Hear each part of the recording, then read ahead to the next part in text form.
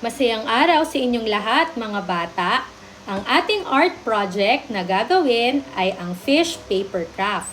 Ihanda na natin ang mga gamit na gagamitin upang mabuo ang ating paper craft. Tara, simulan na natin. Ang project na ito ay makakatulong sa atin upang matukoy isa-isa ang mga bahagi ng isang isda. Panooring mabuti ang mga hakbang upang magawa ang ating fish paper craft. Magpatulong sa nakatatanda sa inyong tahanan sa paggamit ng gunting.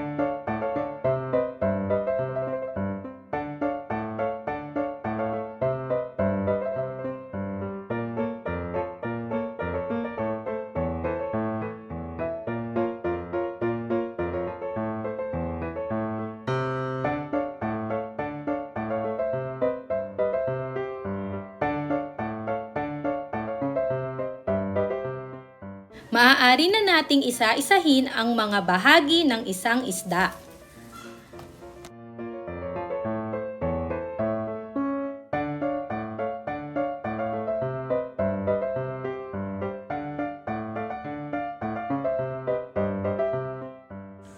Salamat sa panonood mga bata. Sana ay nag-enjoy kayo sa paggawa din ng inyong fish paper craft.